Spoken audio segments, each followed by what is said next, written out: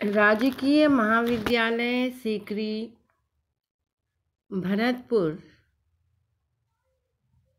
अंतर्राष्ट्रीय मातृभाषा दिवस के पूर्व दिवस पर डॉक्टर हेमा देवरानी का आप सबको नमस्कार।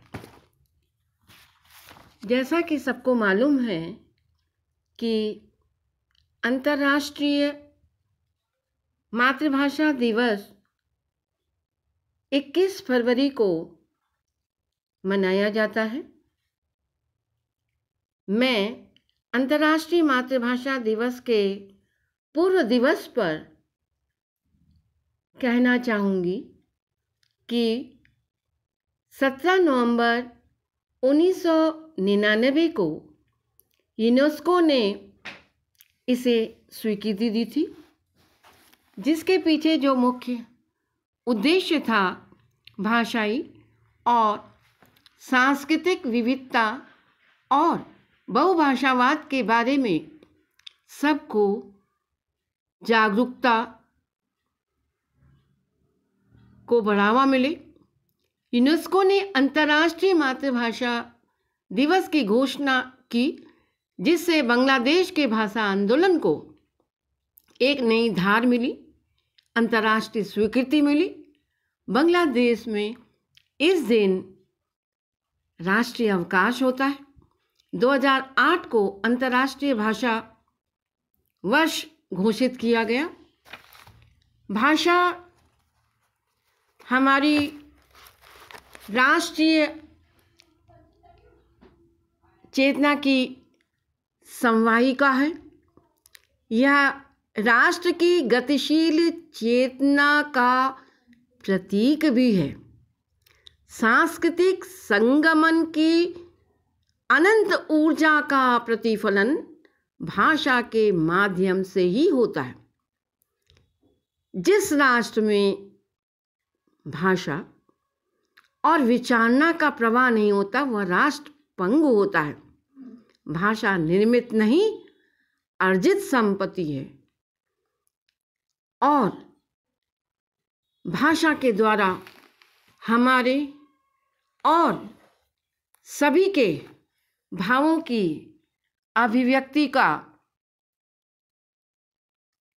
लेन देन होता है, व्यापार होता है। भाषा वह महत्वपूर्ण औजार है जो हमारे भावों की अभिव्यक्ति को सबसे बलशाली रूप में सशक्त करता है। हम जिस प्रकार से हमारे देश की भाषा राजभाषा हिंदी है,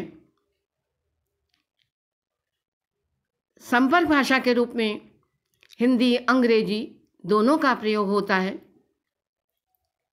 लेकिन जिस प्रकार से हम देखते हैं कि हमारी सांस्कृतिक पहचान के लिए एक तिरंगे की आवश्यकता होती है, ध्वज की आवश्यकता होती है, उसी प्रकार से सांस्कृतिक पहचान के लिए भाषा की भी आवश्यकता होती है।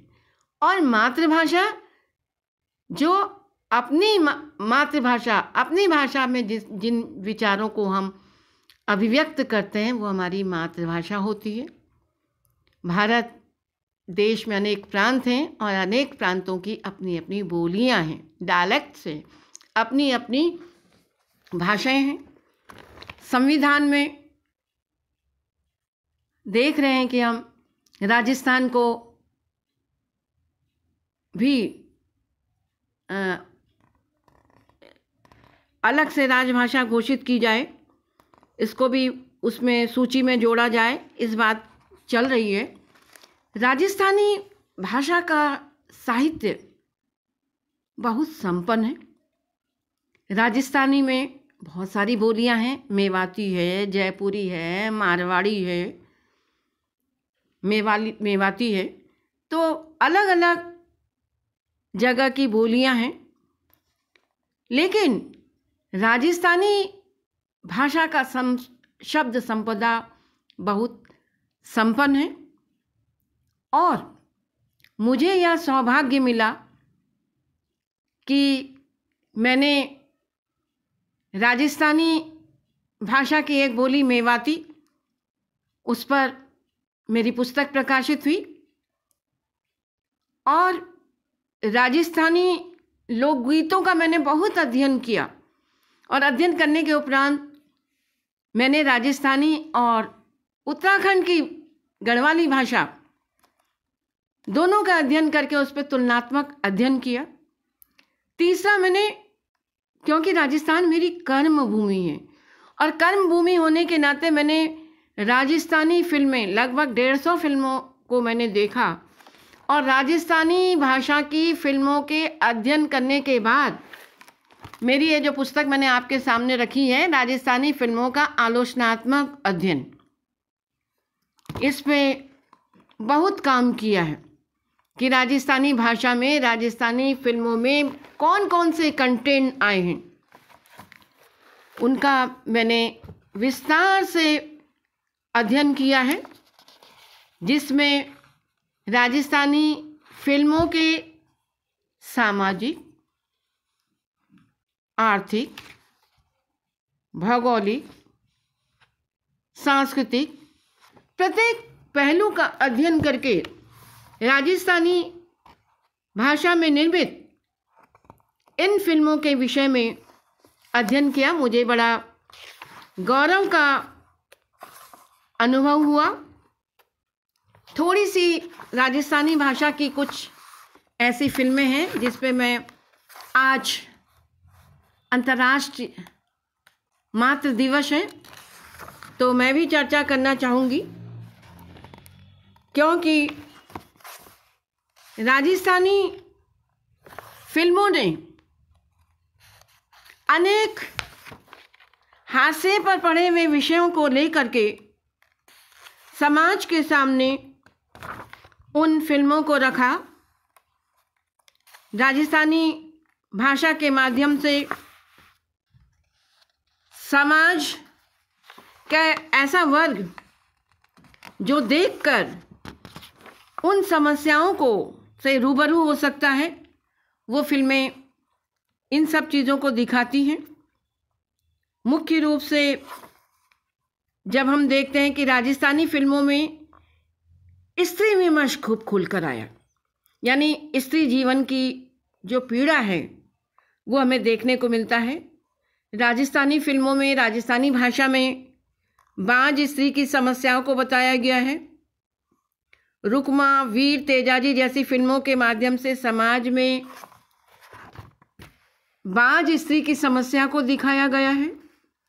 समाज के तानों से वीर तेजाजी फिल्म की सुगना स्वयं में विवश हो जाती है कि वह बांझ है। ऐसा इसलिए होता है कि सुगना को समाज की स्त्रियां जीने नहीं देती हैं। सुगना को सुबह सुबह सब महिलाओं का समूह आपस में कहता है, ए सुगना आवे महिला आवे, सुबह पाछे चलो ये तो बांझ है, कहकर तंज कसती हैं और सुगना भी स्वयं को बांझ कहने के लिए विवश हो जाती है। वह अपने पति से कहती है, कुण साची ही कहियो, दूसरा विवाह चिमटी भर जहर। फिल्म में रुक्मा का पति और सास दोनों ही रुक्मा को बांझड़ी कहकर पुकारते हैं। मानसिक शोषण के साथ शारीरिक शोषण के दंश को रुक्मा झेलती है। हद तो तब हो जाती है जब उसे घर से निकाल दिया जाता, भटकते भटकते देश की सीमा पार पहुंच जाती है, जहां उसके साथ बलात्कार होता है। रुक्मा मां बनती है, अंत में उसमें चेतना जगती है और अपने पति के शोषण का हिसाब आक्रमण करते हुए वो हमें दिखाई देती है। इन फिल्मों के माध्यम से पारंपरिक स्त्री के प्रति समाज के द्वारा बनाए गए मिथकों को तोड़ने का प्रयास राजस्थानी भाषा में किया गया है। इन फिल्मों में समाज में स्त्री की जो समस्याएं उन्हें गंभीरता से उकेरा गया है। माँ राजस्थान में साधुओं द्वारा स्त्री को बेइज्जत कर अपनी हवस पूरी करने की कहानी ये फिल्में बयां करती हैं। यह एक गंभीर प्रश्न है। वर्तमान में देश के न जाने कितने साधु के रूप में चोला धारण करने वाले दरिंदे सलाखों के पीछे हैं। समाज की सच्चाई को बयां करती हैं ये फिल्में। स्त्रियां जोखिम और साहसपूर्ण इस समस्या से टकराते हुए विरोध भी कर रही हैं। राजस्थान के चर्चित भंवरी देवी बलात्कार कांड पर बनी बवंडर फिल्म भी सांवरी देवी के साथ उसके गांव के ही 5 गुर्जर उसके पति के सामने सोहन को बंधक बनाते हुए खुली चुनौती देते हुए बारी बारी से इस पैशाचिक बलात्कार के काम को अंजाम देते हैं। समाज की न जाने ऐसी कितनी सांवरियां देवियां जिनके स्त्री होने के वजूद को कुचलने के प्रयास किए जा रहे हैं। यह हमारे समाज की विडंबना ही है। पुलिस दबंगों का साथ देती है, समय पर रिपोर्ट दर्ज नहीं करती। भ्रष्ट न्याय प्रणाली, अक्षम पुलिस व्यवस्था और समाज का साथ न मिलने के कारण यह लड़ाई आज भी जारी है। इस घृणित कार्य को अंजाम देने में राजनीतिज्ञों का भी बड़ा हाथ रहा है। अंदर नहीं कर सकती। स्त्री के हिंसक शोषण की ऐसी दहला देने वाली अनेक फिल्में बवंडर में दलित उत्पीड़न कहानी का हिस्सा बन जाती है। राजस्थानी फिल्मों के फिल्मकार स्त्री शोषण और सबलीकरण के मुद्दों को फिल्मों की मुख्य धारा में ला रहे हैं। राजस्थानी भाषा के माध्यम से इन्होंने स्त्री जीवन की समस्याओं का विषय बनाकर समाज को जागरूक करने का कार्य भी किया है। लड़की का जन्म लेना, पतिव्रत, वैधव्य, बांझ जैसी अवधारणाएं स्त्रियों के लिए ही हैं। राजस्थानी फिल्मों में हास्य के लोगों को केंद्र में लाकर उनके हुनर से सबको प्रभावित किया है। भारतीय स्वाधीनता आंदोलन में स्त्रियों की भूमिका को भुलाया नहीं जा सकता। इस प्रकार राजनीतिक सहभागिता इन फिल्मों में हमें दृष्टिगोचर हो रही है। संस्कृति हमारे जीवन का ढंग है। राजस्थानी फिल्मों में लोक के सभी रंग मौजूद हैं। हमारे ऋषियों ने संपूर्ण प्राकृतिक शक्तियों को ही देवता माना है। इन लोक देवताओं का भी इस भूमि पर आगमन लोक के कल्याण के लिए हुआ है। ये लोक देवता कल्याणकारी मूल्यों के प्रणेता होने के कारण त्याग करते आए हैं। जियो और जीने दो की भावना इनके संस्कारों में विराजमान है। ये न्याय के देवता हैं, परोपकारी भी हैं। सांस्कृतिक लोकोत्सव का स्वरूप भी राजस्थानी फिल्मों में देखने को मिला है। राजस्थानी फिल्मों में पर्यावरण संबंधी गीत भी हमें देखने को मिलते हैं। पूरी पर्यावरणीय चेतना दिखती है हमें। राजस्थानी फिल्मों को एक सूत्र में बांधने का कार्य फिल्मी लोकगीत करते हैं। रामदेव फिल्म में रामदेव की महिमा का गुणगान किया गया है। बोलो रे बोलो रामदेव की जय सभी गाते हैं। खम्बा खम्बा हो धनिया, रूनी चेरा धनिया, थाने तो अक मारवाड़ हो, अक गुजरात हो, अजमाल जीरा कंवरा, राजा कहूँ रामदेव, हीरा कहूँ लाल। जाने मिल गया आंखड़िया ने आंख दी, पावड़िया ने पाँव जी, कोडियारे ने कोड मिटाया। राजस्थानी फिल्मों में जहाँ लोक देवताओं के प्रति आस्था दिखाई देती है, वहीं लोक देवियों के प्रति भी आस्था का भाव। 22-40 शास्त्रीय में अपने भाई के स्वस्थ होने की कामना नायिका माँ करनी से करती है। हेलो मारो सुन लो माता, पाछे नहीं जाऊंगी, वीरो मारो नहीं बचो तो मैं भी मर जाऊंगी। तू माता जगमाता, ममता मई भवानी, तू ही है करनी माता, तू ही जीर्ण माता, चामुंडा तू ही दुर्गा। राजस्थानी धार्मिक फिल्मों में लोक देवताओं से संबंधित भक्ति संगीत का पुट सुनने को मिलता है। राजस्थान के ये गीत पूरे राजस्थान में घर घर में सुने जाते हैं। माता रानी भटियाणी फिल्मी का गीत राजस्थान के लोक में रचा बसा। माने रमताग ने दर्शन दीजो माँ, घूमर रमुआ में आए, दादो सारी लाडली में पोती को हर क्षण हर पल दादा का स्मरण होता है। दादा सा हिवड़ो भरी भरी आवे। राजस्थानी फिल्मों में सांप्रदायिक सद्भावना की वानगी देखने को मिलती है। ठाकुर राम सिंह और रसूद दादो सारी लाडली में एक दूसरे के प्रति प्रेम, स्नेह, सद्भावना के भाव को रखते हैं। थारो मारो ये जोड़ी सलामत रहे, थारो मारो साथ जीवांगा, साथ साथ मरांगा। ये जोड़ी सलामत रहे, तू है मारो राम तू है, मारो जोड़ी है कयामत है, जोड़ी सलामत रहे। धर्मनिरपेक्षता के शब्दों के लिए महत्वपूर्ण गीत हैं। राजस्थान वीरों की भूमि है। देशभक्ति की भावना यहाँ के प्रत्येक व्यक्ति के हृदय में है। देशवासियों के मन में राष्ट्र एकता के भावों को जगाने वाले ये महत्वपूर्ण गीत है। यह गीत देश प्रेम की ऊर्जा को पैदा करते हैं। धरती के कण कण से इनका सीधा संपर्क है। थारो लाड़ो गांव बड़ो प्यारो, यह गीत राजस्थान की अपनी सांस्कृतिक पहचान रखता है। जय जय राजस्थान। माँ राजस्थान जी सामाजिक संदेश देने वाली फिल्म है। इस फिल्म में राष्ट्रीय भाव जगाने वाले, ऊर्जा देने वाले भाव हैं।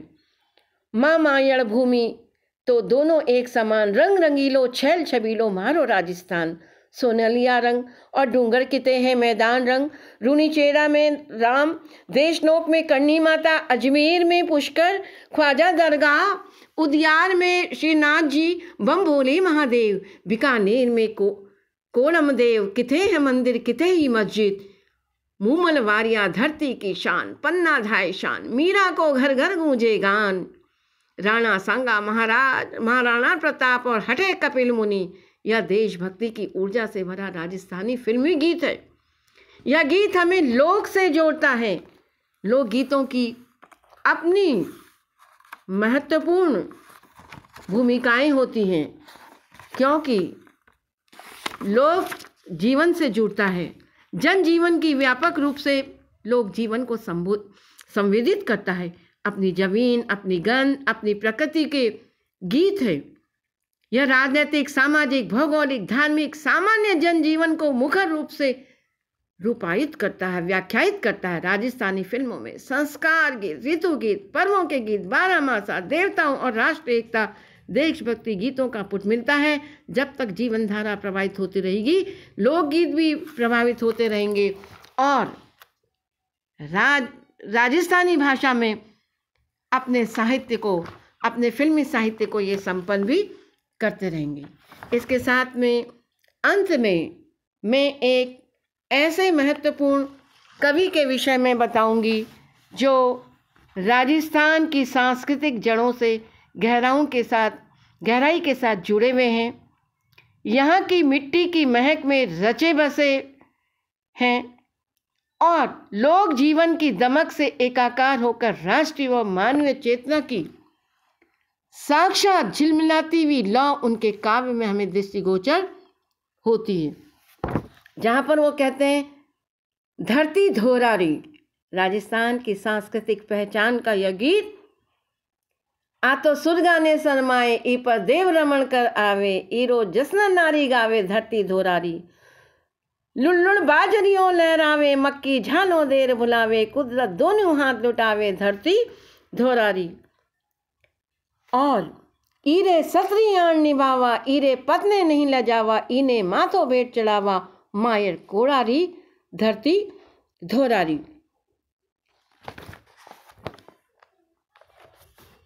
कन्हैयालाल सेठिया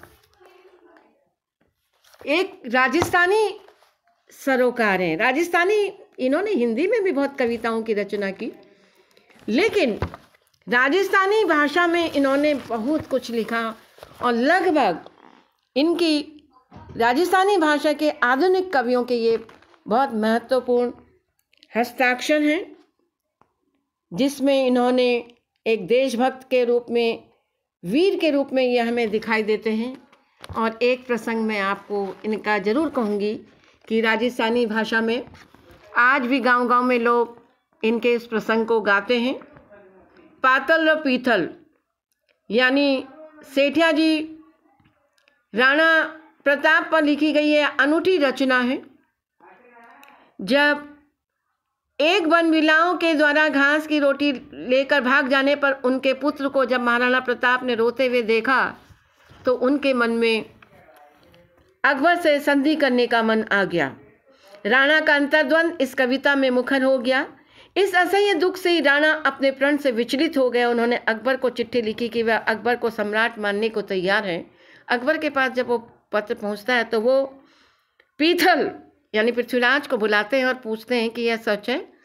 लेकिन पीथल के मन में देश के प्रति वो भक्तिभाव उत्पन्न हो जाता है। वो कहता है नहीं, यह पत्र झूठा है, और आकर के राणा के सामने पहुंचता है। राणा को अपनी भूल का एहसास होता है और वो पीतल को लिखा उन्होंने, राख्यो थे मूछिया एठियोड़ी, लोहिरी नदी बहा द्यूला, हूँ अथक लडूड़ा अकबर सिंह, उजड़ो मेवार बसा द्यूला।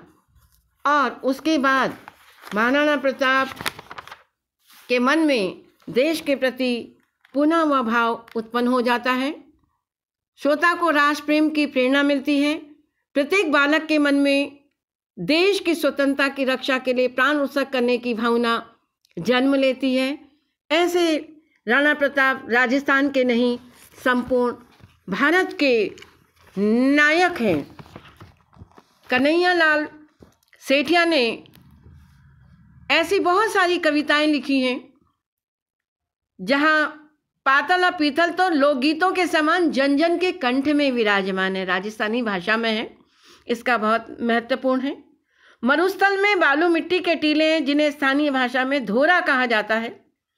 कवि केसरी कन्हैया लाल सेठिया धरती धोरारी कह करके अपनी जन्मभूमि के प्रति वो प्रेम को प्रकट करते हैं। इनके अनेक संग्रह हैं। इन्होंने राजस्थान की प्रकृति का बड़ा सुंदर वर्णन किया है और इनकी रचनाओं में मीझल, लीलतास, घर कूचा घर मंझला, सतवाणी, सबद, अघोरी काल, मायण रो हेलो, दीट, क को कोडली, लीक, लोकोक्ति, हेमानी आदि रचनाएं हैं। हेमानी में कवि भाव विचार प्रौढ़ है इसमें और वो कवि की दृष्टि में चैतन्य सर्वोपरि है। कवि की अनुभूति, अभिव्यक्ति की गहराई और सरलता को अभिव्यक्त करती है। सेठिया जी के 14 काव्य ग्रंथों के ग्रंथ हैं जिसके द्वारा इन्होंने राजस्थानी भाषा को बहुत संपन्न किया है। राजस्थानी को संविधान में सम्मिलित करने के विरोध में जितने भी तर्क दिए उसका इन्होंने बड़ी प्रबलता के साथ खंडन भी किया है। भाषा हो या प्राकृतिक आपदाएं, अन्य कोई सार्वजनिक जीवन की समस्या, कवि उन सब पर संघर्ष करता हुआ हमें दिखाई देता है और इनकी कविताओं में आध्यात्मिक स्वर है, चिंतन की गहरी छाप है। सेठिया राजस्थान की भूमि के कण कण से, उसके सांस्कृतिक परिवेश से जुड़े हुए हैं। इनकी कविताओं में इनकी यह संबद्धता प्रत्येक कविता में अभिव्यंजित हुई है। अपने परिवेश की सामाजिक विषमता, शोषण, अन्याय, विद्रूपताओं, विकृतियों के प्रति सजग दृष्टिकोण प्रगतिशील कवि के रूप में ये दिखाई देते हैं। ये अपनी सौगन कविता के माध्यम से अपनी कलम से कहता है, तुम उस समय तक मत रुकना जब तक भूख स्यूं मर तो मिनख दम नहीं मिले लुगाई ने, गाँव ढकन ने शर्म बिके पैसा रे सट्टे, ईमान रो धर्म नहीं टूटे, जात रे पात रो भरम, बठे ताई मत ठनी मारी कलम, तने सबदरी सौगन। कवि यहाँ कलम को तब तक नहीं रुकने की सौगंध दिलाता है जब तक मनुष्य भूख से मरता रहे, नारी को अपनी लाज ढकने के लिए वस्त्र न मिले, ईमान और धर्म पैसे के लिए बिके और जाति प्रति का भ्रम न टूटे, वह चलती रहे। अंत में आज अंतर्राष्ट्रीय मातृभाषा दिवस के पूर्व संध्या पर मैं इतने बड़े सरोकार कन्हैया लाल सेठिया जी को प्रणाम करती हूँ। धन्यवाद।